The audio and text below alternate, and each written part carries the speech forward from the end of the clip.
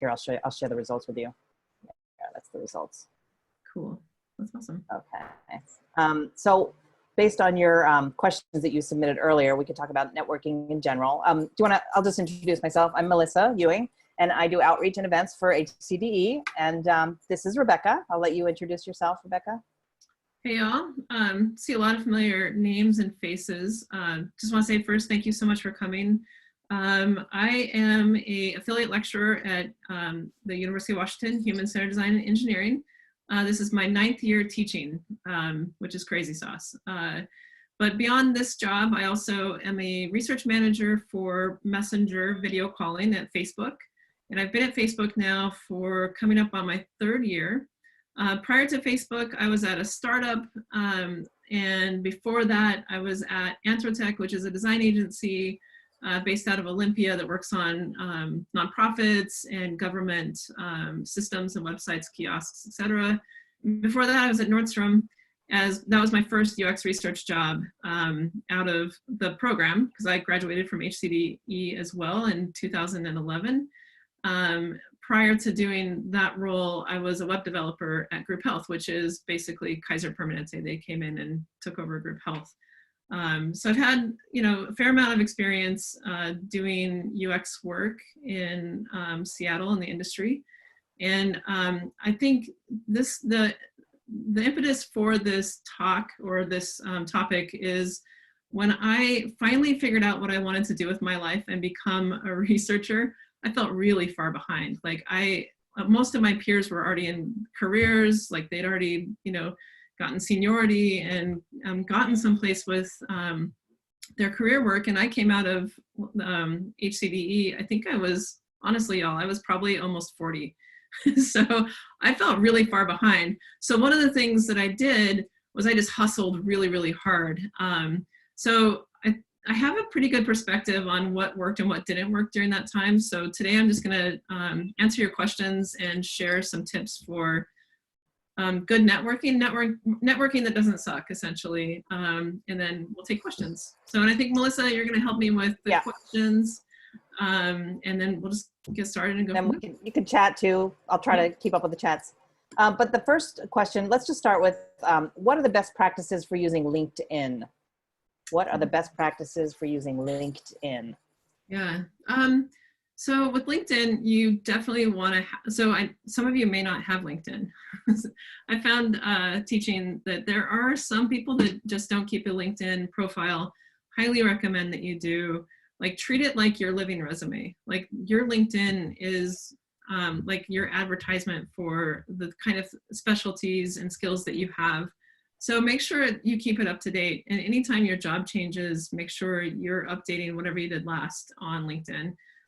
Recruiters use LinkedIn very heavily to find people that are a good fit for the roles they have open. Oh, I see somebody's cat. Sorry. So definitely keep it up to date. Definitely connect with others. One of the things that I encourage is connecting with your instructors in the program, especially the ones that are working in industry. Just from my experience working with students, it's kind of an interesting way to see like who's really engaged, who's asking smart questions, who's submitting those really strong deliverables. Those people are the ones that I reach out to for internships or opportunities that I might have on my team, or connecting people with, in my industry, in my circles, with strong students that I've had. So make sure you're connecting with your instructors. And then what might happen is, like, a recruiter might try to connect with you. It's a little bit swarmy. Like, you don't actually know the recruiter, but like, connect with the recruiter. Like, you never know. Like, when you're graduating from the program and you're ready to look for a job, you can just update your status on LinkedIn to say, like, I'm ready for a job. These are my strengths. This is what I'm looking for. And you're telling that to everybody you've connected to, including if you've been connected with recruiters. I think it's really helpful. Okay. Next question is, do you have any tips for networking, for someone who is more of an introvert or who maybe has social anxiety? Yeah, that's probably the toughest. So I just want to acknowledge first that networking in the way that we think about it is a painful, painful, terrible thing. Like nobody really wants to go around a crowd of people that you don't know and pass out business cards. Like that just feels gross. So what I recommend doing is put on your researcher hat and just like walk up to one person, just start with one person in an event. And this could be online too. So for during this time when we're all virtual, like just standing up, asking question, like, hey, Melissa, like really nice to meet you. I think it's great that you're joining us tonight. You know, what do you do? Like, what's your job? And then just asking them questions, like turning the light away from yourself and onto the person that you're meeting, and just getting to know what their role is, where they work, what it's like there, what are some of the problems they might be trying to solve, or things that they're tackling. If you start to learn about like their role and their pain points that they're trying to like work through, after talking to them for a little while and getting a good sense of who they are and what's going on, like you can be like, it's so great to meet you. I'm going to keep going around and meeting more people. And then you just do the same thing with every person that you meet that night. And eventually you'll find somebody else in that crowd that has done something that Melissa is trying to work on. And I'll take that person from that crowd and like, oh, you've got to meet Melissa. She's working on this too. I bet you'd be really helpful for her. Come with me. And usually, I think 9 times out of 10, actually 10 times out of 10 that I've done this, people have come with me, and I've been able to connect people. And what that does is, again, it's just taking the spotlight off of you. You don't have to answer a bunch of questions about yourself. That other person might, but one thing might ask you questions about you, but the other thing is that people really love to talk about themselves and really love to just answer questions. It's easy if people are just asking you questions to answer back. So it takes the pressure off you. So you connect that person with Melissa, you introduce them. Melissa, here's Dawn. Dawn has already done this work. She has some great tips for you. I'm gonna let you two talk and I'm gonna go over and refill my cheese plate or something, right? And so you just kind of walk off. And what that does to Dawn and Melissa is it says, Rebecca knows a lot. Like it just gives them this idea that you're experienced and a connector, like somebody who is good to know. So it leaves a good impression on them. And then you just keep doing that all night. So just think about it as when you're trying to get out of your shell and get yourself out there, just think about it as a research project. Go and learn about the people that are in that event or in that activity, and then just do your best to try to, you know, affinity diagram people, essentially. Okay, great answer. Is it appropriate to ask HCDE faculty and alum to network? Yeah, I mean, HCDE is like your people. All of us, I really think of us as a tight-knit community, even as we've gotten really big. We've all got each other's backs. We've all gone through similar things. And in some ways, like this is your first network, like especially your current classmates, the cohort that you're with right now, that's your first network. So treat them like gold, because those people will oftentimes help you get to other places once you're all out in the industry. But definitely like network on HCDE Peeps, like post your questions there, start conversations. I think part of networking and becoming a desirable colleague in the industry is people getting to know who you are and like what's important about you. So, you know, even if you are shy and more introverted, just try as much as you can to step out of that shell and help each other out, help people around you, and do what you can to support our community. And part of that is by networking with them, reaching out to them, talking with your instructors, talking with your cohort. There's just so much value in that. Okay. Okay, what are good websites, resources, and meetups for gaining more knowledge and design tips? Yeah, there's so many. I'm a big fan of Facebook groups, not just because I work at Facebook, but I've had really amazing conversations and gotten great resources from like places like UXPA Seattle is a Facebook group, Puget Sound Sig Chi. I'm the admin or one of the admins for the User Research Collective, which is just over 5,000 people now from all over the world. there's conversations going on there every day about solving tough problems that we face in research. And it's also a place where we post jobs for research. And there's design groups all over Facebook that do similar things, UXPAs being one of them. Let's see, other online sites. UXPA International has a newsletter that I subscribe to. That one's also really great to be on because there's lots of opportunities for networking. They have like virtual events through UXPA International run by different chapters across the United States and other parts of the world. And they also have really great learning opportunities that you can sign up for, so virtual classes. Those are kind of the ones that pop out to me the most because those are the ones I'm most engaged in. Okay. What are the least annoying ways to network with busy people?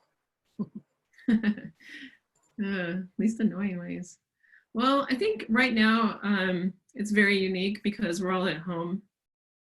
And something very simple that you can do, which I've really appreciated from the people that I mentor, is they reach out to me, they set a time like, can you meet for 30 minutes? We're gonna go over these questions that I have. And I super appreciate just a quick check-in, very pointed, like I have 4 questions to go through with you, let's answer these questions. And then, you know, we have some like conversation about like, how are you also as part of that. But it's, what I really like about it is it acknowledges that I'm super busy. Not that I don't want this to sound like a bragging point, but I'm stupid busy right now, like really busy. But I still make time to meet with folk because I think that it's really important for us to give back to the community. So, you know, once you're out of school, especially the people that are still in school really still need that support and connection. So I do my best to carve out time, at least 30 minutes to have a conversation with you. But I more than ever, I appreciate it now when people come in with a set of questions. So just be really thoughtful about that person's time that you're meeting with, and make it a structured time because you only have 30 minutes. So it's like, you got to get the most out of that. So I think that might answer the question. Does that seem to answer the question, Melissa? Okay. Interesting perspective. Okay, how do you provide value to the person giving you advice so that the relationship is reciprocal? Do something with it. You know, I think people who meet with you really want to see you succeed. So to see you like take some advice that is given to you and make something of it, like that's where I get my joy. I just get excited seeing people succeed in their careers. And I think that that's really, I mean, if you're going to try to have a relationship, a mentoring relationship with someone, the best thing you can do is just, you know, go after those things that you're intending to go after and not just kind of like, I don't know, come get a bunch of advice and then, you know, I never see you again, or I never hear back. I don't know what happened after our chat. Like those sort of things feel bad. So I'd like to know what's happened to you through your career. It makes me so happy to hear from students that I mentored, you know, 5-6 years ago. They write me and say like, these are the things that I've done. And, you know, thank you for this specific amount of advice because it helped with this. That helps me because, I mean, if you think about it, if you consider, I consider myself as somebody who's trying to support others. And I like to think that I'm solving some specific need, just like we do in human-centered design. I'm solving some sort of need that they have. And to see that like that has impact is what makes me keep wanting to meet with others, if that makes sense. Great question. A great answer, rather. Okay, now we're going to move on to specific types of networking questions. What are bad questions? Can you give us some examples? Bad questions? Bad questions. Bad questions when you're networking? Bad questions, yeah. Yeah, I would say anything that, so most people can talk very generally about the work that they're doing. But, you know, I think you need to be careful to not probe too much when somebody's like, yeah, I'm working on video calling. And they're like, oh, say more, you know, like, I can't really tell you more because I'm under NDA, you know? So when you're thinking about like the advice I was giving you about how to interview others during networking, be careful with your probes and that you're not trying to get too much information from that person, because it might start to feel awkward. You don't want to create an awkward situation for that person. And also, while it's important to be friendly, try not to be overly friendly or overly personal. When you're first meeting someone for the first time in a professional kind of setting, you never know like how much they actually really want to share with you. Some people, most people are happy like talking about their work to some extent, but be careful about going too deep too quickly. Another bad question is, can you help me get a job? Can you help me get referred? Like if I'm meeting you for the first time, like I can't really just go refer you if I don't know very much about you. So think about your timing of that question. That question can absolutely come if you've developed a relationship with somebody at a networking event. Maybe you've met with them a couple times and they've gotten to understand who you are and what's important to you. But just be mindful about when to ask that question. I'm trying to think of bad questions. I don't really think there's that many bad questions. I think just there's sensitive questions that you should be careful of. If whoever asked that question's in this call, feel free to add it to the chat so I can dig a little deeper in there. Well, just piggybacking off of something you just said, how do you direct the conversation naturally to job opportunities? Yeah, the way that I've done it in the past is just after getting to know who that person's role is like and what their work is like, if I'm actually interested in joining the company that they work at, I start to ask about what it's like to work there. Like, what's the culture like? What are some of the big things your company is working on? Are they hiring? Like, that's awesome. I'm looking for a job. Like, what would it be like, for me coming out of grad school to work in this company? What would be some of the things that I would learn? Like, just, I think the curiosity and honesty is appreciated for most people. But I think just coming right out and asking, like, can you refer me, without even having that conversation about trying to learn more about the company or interest, would come off in a wrong way, if that makes sense. So how would you ask to meet again? Wow, that's like the ultimate question for all the things, right? Like for dating. In that way, like networking is like dating. I don't know. I think there'd have to be some sort of commonality there. So Melissa, if you and I were in a networking event and I was talking to you about your role and what you do, maybe something that's actionable. Like if you told me, oh, I organize events for HCDE, like, oh, that's so interesting. I would love to learn more about that. I'm very interested in holding events at HCDE. Do you mind if I connect with you after this event and we can talk more about it? Like a very specific thing, a very specific reason where we both have a similar interest, I think helps. But if I just said to you like, oh, interesting, you do events at HCDE. Can I email you later? That's like a really awkward thing. But if I give you a reason to email you later, it feels more actionable. Like I know what that meeting is going to be about. I know what that connection is going to be about. I think that is that feels a lot better than any other way to do it. Okay. What are good questions to ask during a networking event to make it worthwhile? Yeah, so questions about that person, like what's your role? Like, I think the first thing so I did this all the time when I first started. I was volunteering at Puget Sound Sig Chi, which, by the way, great way to like meet lots and lots of people is to volunteer for some of these meetups or professional organizations, because it kind of forces you to have to be there a lot. I think one of the things that you might get stuck on is like, ugh, I have to go to this event, I don't really feel like it. But if you're volunteering, you actually need to go there. So that's a great way to get you out for all you introverts.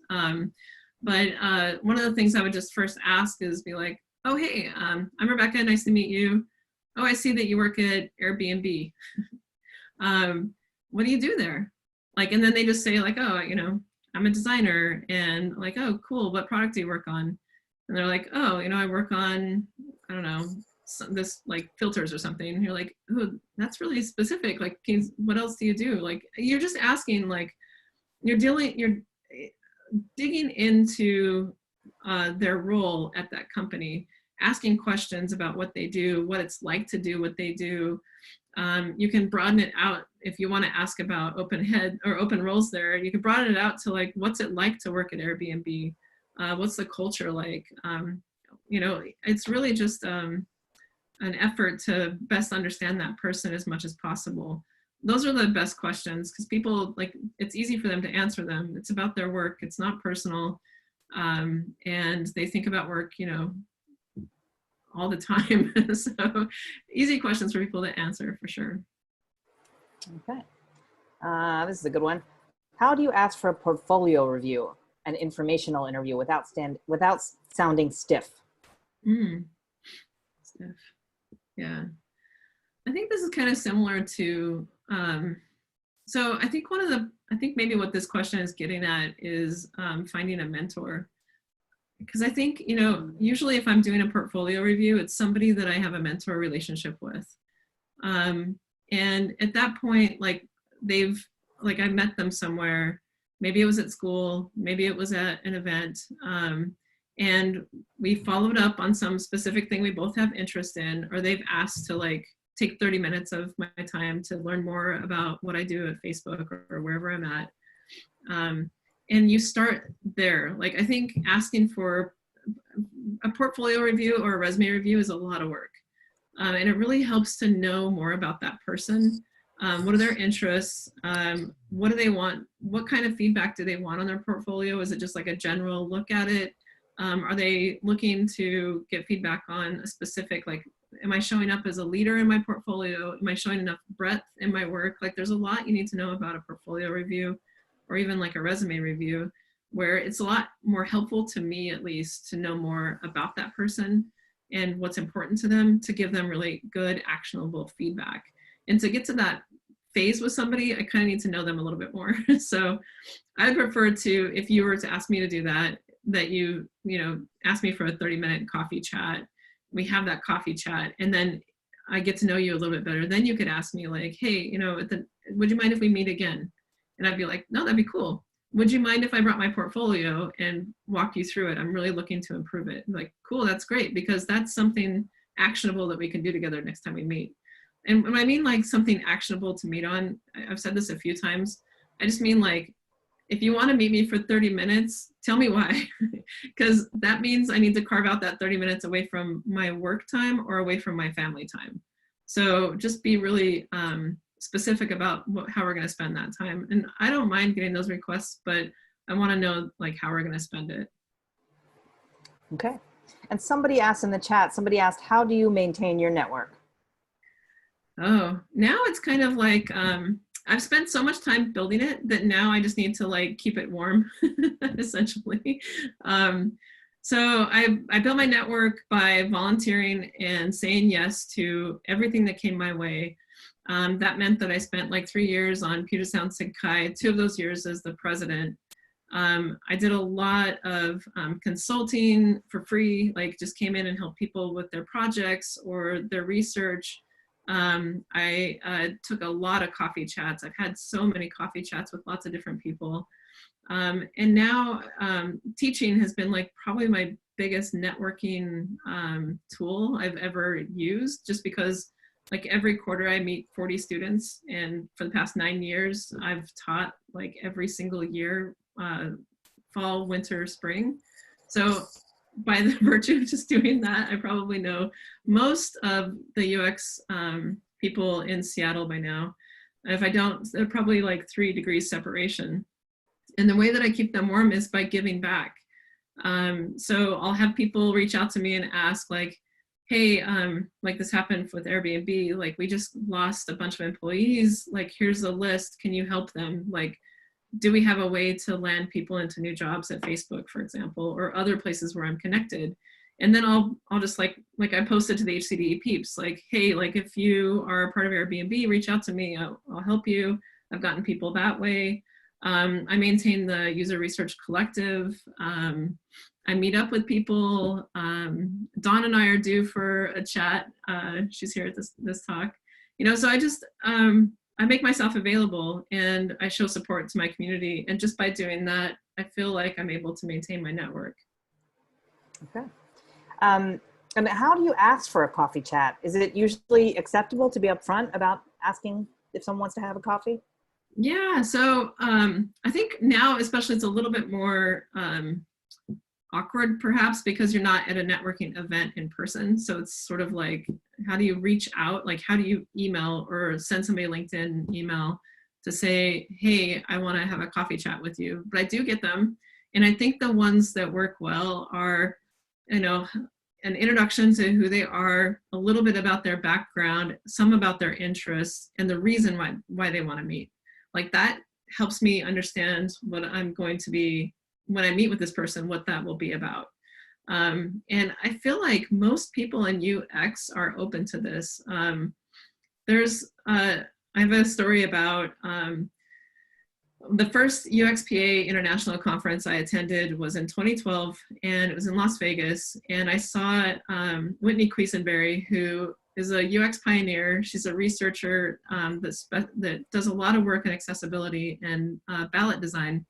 And I'm just a really big fan. And I saw her talk and I was like so excited. And I really wanted to say hello to her, but I was really afraid. Like I felt like she was a rock star and I had no place to say hello. I had just finished the program. So I was still very new, but I was like, I'll just do it anyway. So I just walked up to her afterward and I just said, my name is Rebecca and I'm very inspired by your work. And I just want to say thank you for presenting today. And she was like, oh, thank you. She was like so gracious and so cool. And I just asked her if she wouldn't mind if I connected with her on LinkedIn. And she was like, no, that'd be great. I'm like, that's awesome. So I did. And then at some point, I remember I had a question about accessibility. So I just messaged her on LinkedIn, like, Whitney, we met on this day, at this conference this year. I have this question, would you mind? And she wrote me right back. So I was really impressed. And so since then, I've walked up to other UX rock stars and I've had similar experiences. I find that people in our industry are very open, really into connecting with others and helping. So I just encourage you to don't be afraid, reach out, get help, because in this industry, you need all the help you can get, especially in the Puget Sound area where we have people coming out of HCDE, General Assembly. Now the community colleges are doing UX classes. So there's a lot of people who have a UX background coming into the Seattle market and competing with you when you're trying to get a job. So don't be afraid to get connected to the people that are in roles that you want to do or in companies that you want to be in order to get yourself out there, because people that do that are the ones that stand out. I teach, like I said, I teach classes at HCDE, and with 40 students in my classroom, I have a hard time remembering everyone that's in my class, but the ones that I do remember are the ones that ask the questions, that come up at the end of the night, that email me and come up at the end of the night asking questions. The people that email me asking to meet for their teams or questions that they have, like those are the students that stand out for me. So it's really about trying to make yourself stand out from the crowd of other people trying to get jobs in this market. That's the best thing you can do, is just make yourself seen. Okay, we can Rebecca says she can keep going a little bit if you guys want to stay on the line. Yeah. If that's okay. Yeah. That's still okay, Rebecca? Yeah, and it's 5:30. People can drop off if they need to. Okay. I've heard that a natural way to build your network is to ask the person you're having a chat with to introduce you to another person in the network. I guess, is that called snowballing, Rebecca? Is there a natural way to do this? I don't want to make the person feel like I don't value them. Yeah. Oh my gosh. Seriously. That feels like, yeah. I don't know if there's a natural way. I'd say for a lot of these things, you just need to build some sort of relationship with the person you're working with. Like I'd be happy to introduce you to people in my network if I know you, if you've taken time to get to know me. But if you come up to me at some event or you email me asking to be connected to Tel Zeiler because you want to work at Nordstrom, I'm gonna be like, who are you? But if we have even the tiniest bit of relationship, like even if we have that 30-minute coffee chat and I learn that you're interested in e-commerce and you're looking for a job in e-commerce, if I don't mention Tel's name, Tel's a buddy of mine that works there, and you happen to know Tel, you might say to me like, I'm curious if it would be appropriate to connect me with Tel. I've heard that she's a principal researcher at Nordstrom, and I'd love to learn more about what she does. And that feels better to me than just coming out of left field and asking for what feels like a favor. But at this point, I've already engaged with you. I'm suddenly now invested in your career to some degree, and I want to help you. So, you know, part of those meetings is trying to figure out how to get you connected to the right people. So I don't mind connecting you to people that are within my network. Okay. Somebody asked a question about mentorship. Is it better to ask? Is it better to ask after I meet that person a couple of times?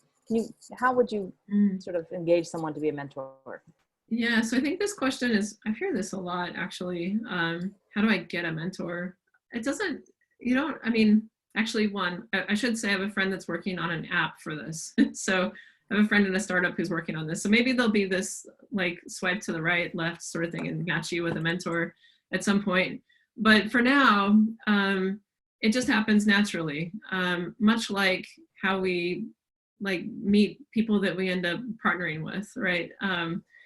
And I don't mean to draw parallels to that, but it is in some way like that. I mean, so much of mentoring has to do with like personality matches as well as like interests.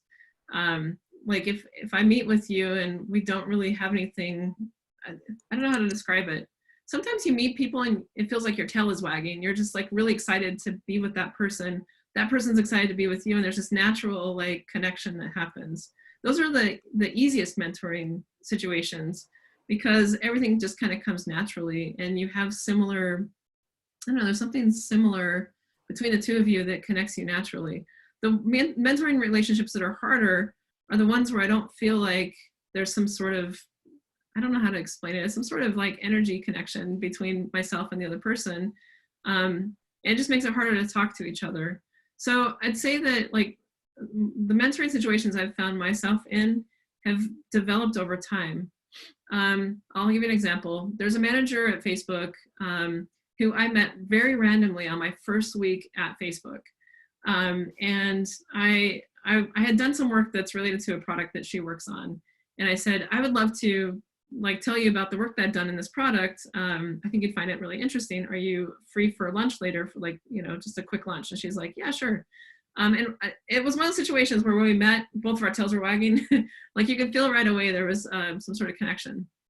And then during lunch, I walked her through what I had learned about the product. And she was like, this is super interesting. And I was like, you know, feel free to use it. And she's like, thanks. And then we kind of said goodbye. Now, a few weeks later, I don't remember what it was, but something came up that had to do with that product. And I wrote her and I said, hey, just so you know, this thing, do you have time to chat?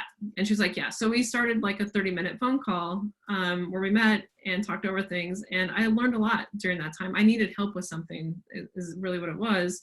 And I just asked if she wouldn't mind if I set up another phone call later on. And what it turned into was over time, I had these standing one-on-ones with her. It was like 30-minute chats once a month for the last 2.5 years. So I don't know if this woman would say she's my mentor, but I call her my mentor. Like she has mentored me. I've gone to her when I've had things that I'm trying to work out. I had questions that I didn't feel comfortable asking other people.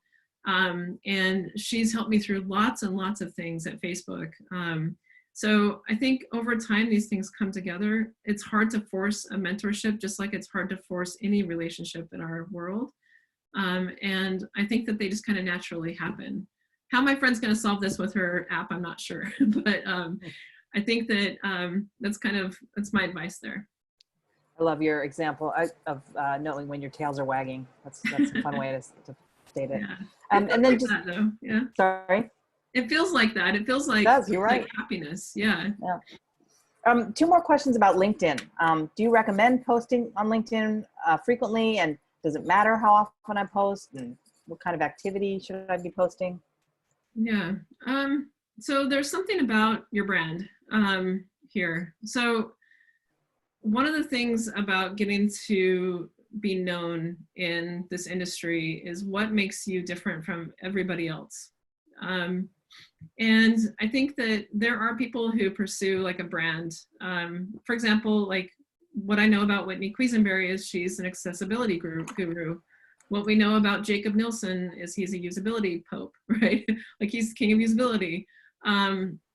Like you think about people and you think like people that really stand out in the industry and you think right away like what they're known for. And I think there's some merit to that. For myself, it took me a long time to figure out what my brand would be, and I'm going to get to the LinkedIn thing. But ultimately I came down to like my brand is all about mentorship. Like people know me for mentorship and like how to do it.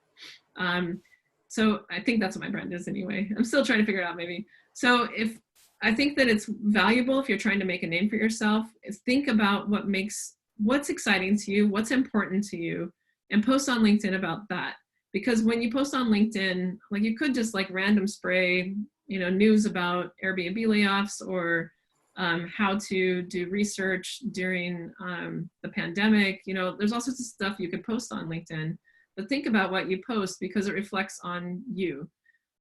So if you start posting a lot about accessibility, then maybe we'll start thinking about you, like Melissa, let's say, I keep picking on you because it's easy, but let's say, Melissa, you're posting a lot about like community. Then I start to associate community with you. So I think that really helps people understand like who you are in the scheme of all the things. So if you post on LinkedIn, be just careful about it because I think it can get associated with who you are. And then you could just be really mindful about it. If you want to be the accessibility guru, start posting about accessibility. Okay. And then someone asks, let's see, many of us will be starting remote internships. What would be good ways to network virtually and online during this time? Yeah. Besides asking for one-on-ones, you know, coffee chats in person? Yeah. So my team has a virtual intern coming in. So I've been thinking about this a lot, actually. There's a few things that I'd recommend you doing. One is find your people. Like, are you the other people who are interning virtually this summer? Do you have them on a Slack channel? Can you connect with them there? Can you connect with them on Facebook? Like wherever it is you do your networking more casually, find a group or creative group to build a community around that, because it's going to be challenging. Like it's going to be tough to you to get your equipment. It's going to be tough for you to understand this, like who your stakeholders are. You're going to have a hard time getting the culture right. So you'll have a lot of pain, maybe. So find who your people are that are also going through this and create a community around that. The next thing to do, and be careful what you say in that community. Don't just, you know, mouth off, because the networks are small and it'll get back to people and it won't be good for you. But use that community to lean on and like troubleshoot. The next thing that you should do, and hopefully the company that you're joining for your internship will do this anyway, is set up like an onboarding buddy for you. Somebody who is not your manager, but can help you with the questions that you might have while you're getting used to doing work for that company. So sometimes these might be dumb questions, like, how do I do this thing again? Or, hey, can you help me figure out the right way to structure this, etc. So find an onboarding buddy. And the next thing is, you know, we need to like over communicate in these virtual worlds, because we don't have the, like, I'm sitting next to you at the office. I'm not running into you at the water cooler or in the hallway. I can't just walk up to your desk. So I always encourage my team to over communicate with me. Like, even if you think like, I've pinged Rebecca 20 times today, I'm not going to ping her again. Like, please do. Like, I want to hear from you. I want to be able to talk to you. And then make sure you're setting up virtual one-on-ones with whoever your manager is at least once a week. And then also with your onboarding buddy. So just make sure that you're creating that community at your work and you're getting all the help that you can, because like more than anything, you'll really need support during this time. So don't be afraid or shy about asking for it. But again, same with like the recommendations I gave you for meeting with your mentor. Make it short and be very structured about that meeting when you come into it. Okay, well, I think that's, unless there's someone has a burning question, that pretty much covers everything. This has been great, Rebecca. Your insight is wonderful. And maybe we should let you get to your family or your job, whatever you want to do on your Friday night. It's gonna be my family. Cool. It was so great to see you all. I'm really happy to have had this chance. And don't forget, next week for Tamara Adlin, I think it's same time, 5 o'clock. Melissa will send out the info to everyone. It's going to be a great chat talking about titles and salaries, and she's wild. So it'll be a lot of fun, I think. And if you're interested in meeting with me, you can reach out to me. It's just Destello, Destello @uw.edu. Happy to chat with you or connect you to people that you want to chat with. And that's it. Thanks so much for having me. Thank you.